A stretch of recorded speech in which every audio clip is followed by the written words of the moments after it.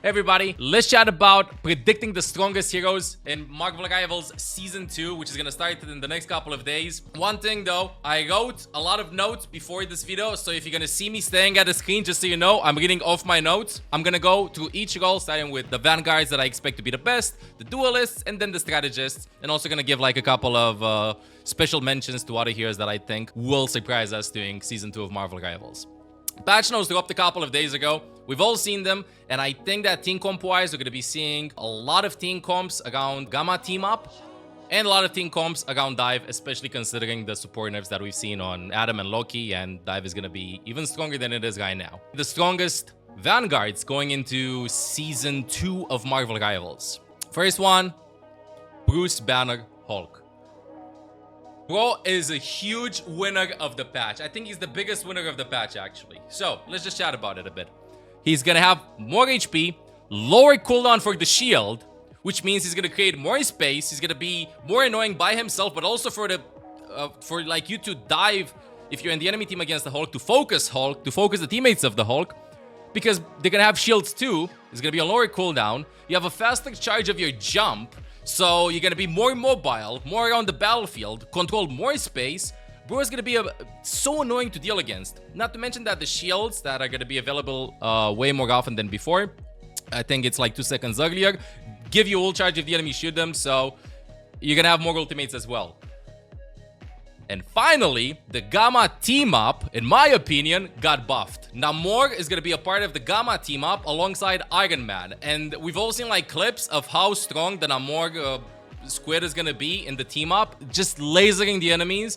I'm calling it. I think Hulk is going to be pick or ban across all ratings going into Season 2. I think it's going to be probably the strongest Vanguard. Second Vanguard I expect to be the strongest is going to be Emma Frost. Why do I think Emma Frost will be the second best, strongest Vanguard going into Season 2? So, newest addition to the Marvel Rivals roster.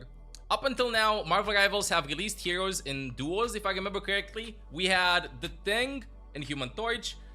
We had Mr. Fantastic and Invisible Woman. And I feel like when this was happening, one of the heroes got picked up by players way easier than the others. Like, introduced in team comps way easier. Between The Thing and the Human Torch, The Thing got favored. He got played way more than the Human Torch. And then between Mr. Fantastic and Invisible Woman, the utility from Invisible Woman kicked in and outshine the addition of Mr. Fantastic in the roster. And this is why I think that the Human Torch and Mr. Fantastic probably need more buffs or more time for players to get used to playing with them. But this being said, Emma Frost has a very similar kit to understand to how the Thing plays, or like how Invisible Woman plays. Like, you want an Emma Frost in your team, you know, with the utility that she just brings.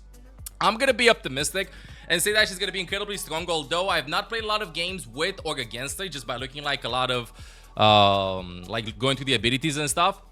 Hear me out. A lot of players will play her because she has very super nice, interesting gameplay. And if a lot of players will play her, then this means that through a lot of trial and error, the community will learn the hero fast. A lot of mistakes are going to happen. A lot of players are going to be trying out the hero. We're going to be getting a lot of guides, a lot of playtime, which means very fast way of learning a new hero and build team comps around this hero. Secondly, the strategists, the Vanguards that you could solo tank with, solo Vanguard with in the previous season, Doctor Strange and Magneto, the two that I consider that you can solo Vanguard with, have been nerfed. So I do expect to see a lot more double Vanguard or triple Vanguard team compositions. And in my opinion, Emma Frost doesn't work as a solo Vanguard. So her always having a team up, like somebody, Emma Frost plus another Vanguard, will definitely help her out to be pushed into the meta as one of the strongest Vanguards. And lastly, her ultimate seems, in theory, very, very, very broken. Like, you literally, if you get hit by the ultimate, you can't ult. That sounds just broken, and I want to see how frustrating it will be to play against Emma Frost's ultimate and what you can do in order to counter it. And lastly, for Vanguard, Groot. The Groot GOAT. Groot did not receive any changes going into Season 2, and he is painfully hard to play against. The walls are annoying, very good at isolating targets. I feel like we do not have enough heroes in the game with kits tailored towards breaking Groot's walls. The combos are super easy to pull off with Groot. Like, even if you're gonna place the walls badly, you're gonna get your ultimate, you're going to find one high valuable target in the enemy team. You don't need to ult 5 or 6 players. You just need to ult 1 or 2. I don't know, Luna and Mantis, like the ones that are staying close together and like very high valuable targets for you to focus in that team comp as part of your win condition. And then it's not even, it's good plus somebody else. It's good plus anybody else. You know, like not somebody specific. You can have good plus Namor. You can have good plus a Bucky. You can have a good plus Iron Man. The combos, you don't even need to have a combo to follow up on the ultimate. Very easy to play with Groot, very high value, no nerfs, no nothing. I'm personally gonna be banning him quite a lot.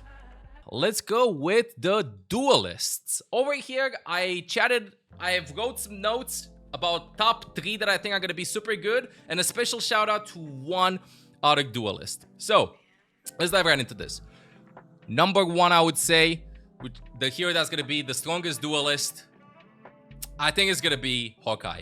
Bro got a lot of changes overall, buffs, to make sure that he's gonna be coming back into the meta. I think we're gonna be seeing a lot of Hawkeye being played. But there's one other thing apart from the buffs that are gonna help push him into the meta. Because the shield tanks, Magneto and Doctor Strange, got nerfed, and because we're gonna have Emma Frost added to the game too, I expect to see less and less shield tanks being played, which means one of the easiest ways in Marvel Rivals to win team fights and in hero shooter games to win team fights is to start a fight by having a numerical advantage. Now, no shields means Hawkeye will be able to get more insta kills before the fight even begins, and you're just gonna be landing kills on squishies, and you're gonna be carrying so hard. So I expect Hawkeye to be picked/banned a lot, one of the strongest duelists going into Season 2. Another duelist I want to chat about, and has been chatted about a lot in the community. I think this is the most banned duelist, the most banned hero actually in the game, and got no changes in Season 2. Spider-Man. For the ranked experience, Spider-Man is a pain in the ass to deal against, especially if you're a strategist. Bro has, I feel like, 0 downtime. He's everywhere. Good at 1v1s. Hyper mobility. If he gets eliminated, you don't even have to wait for him. He's gonna be back in a team fight in 1 or 2 seconds.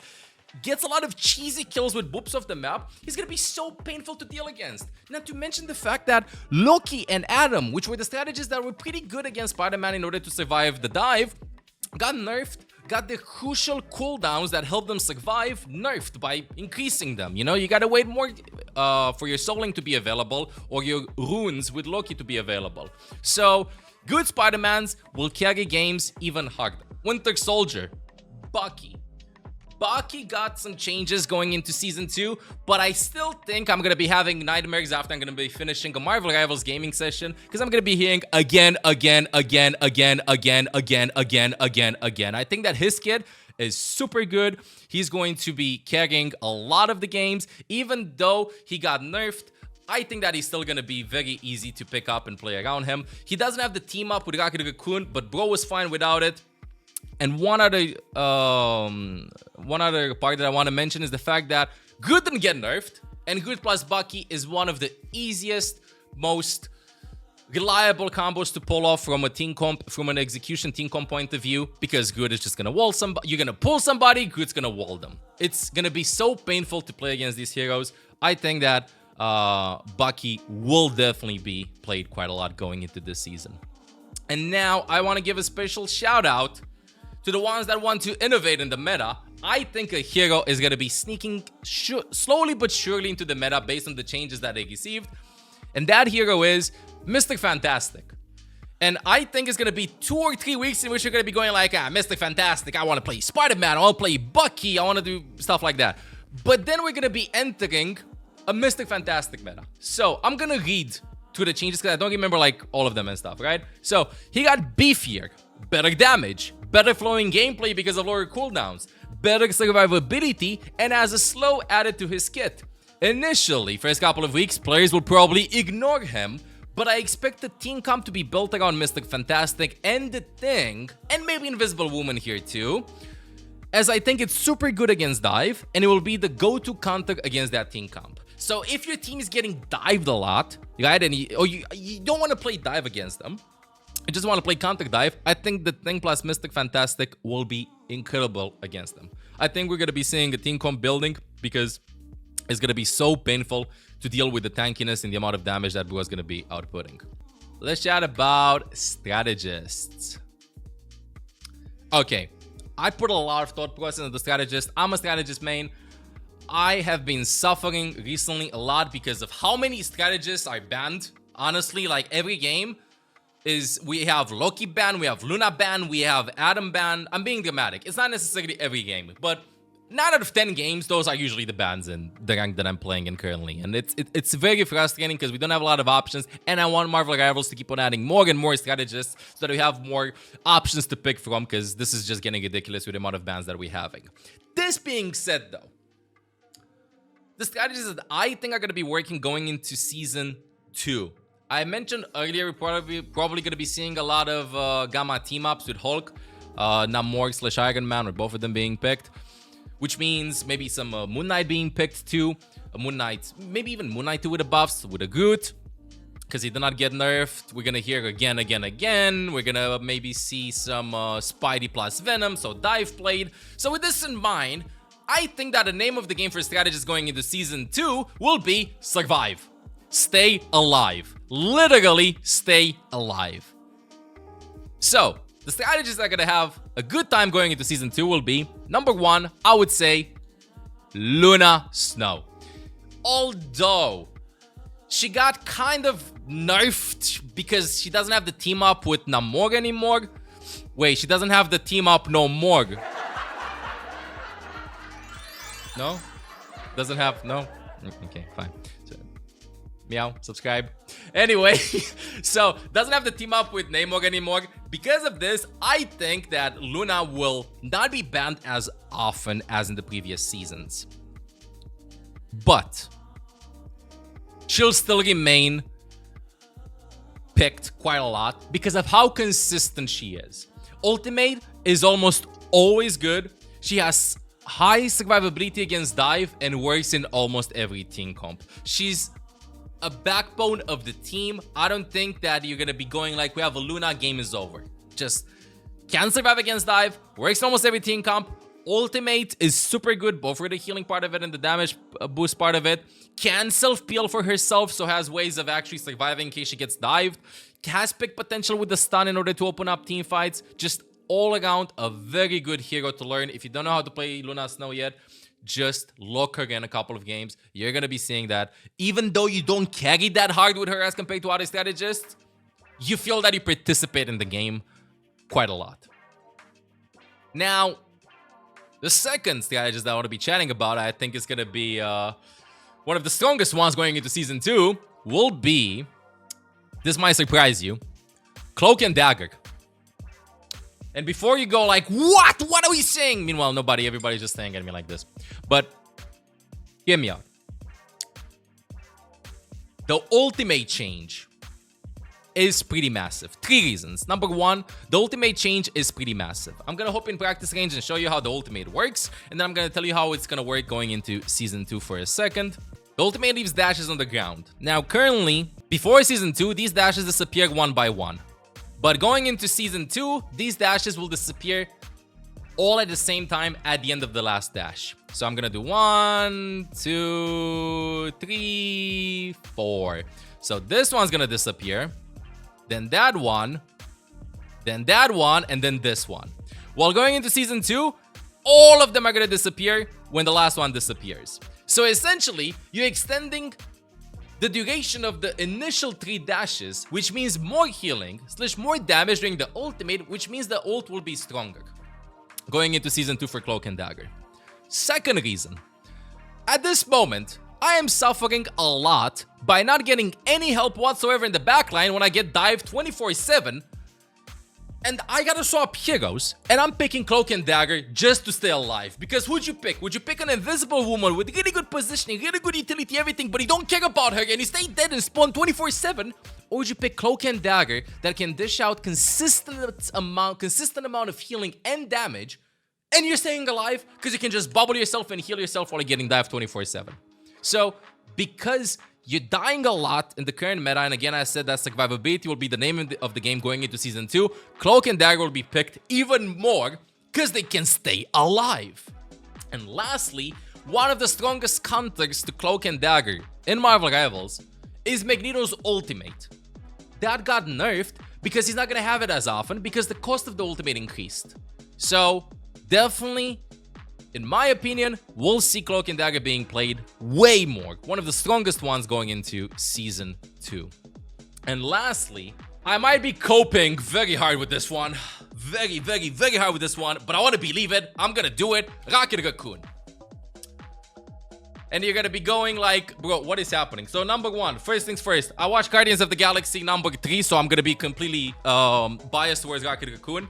Do not underestimate him. I know that the initial reaction to the changes, mine was the same. I was like, what is this? Why? You're removing some of the identity from the hero, the ultimate, by making it a budget defensive ultimate, removing the uniqueness of it having damage boost very high so that you can actually be proactive with the ultimate rather than react to it. But then I started thinking a little bit. He'll be easier to catch, okay? But if you're good at Raccoon, you're gonna live, you know? Definitely a little bit less than before, but you can't just position anywhere. Then you have an escape. You will just have to like think exactly where you're gonna get dived, adjust to the range change and the duration change of your dash, and adjust accordingly. So be more mindful about your positioning. Secondly, the healing, I feel like it feels more rewarding.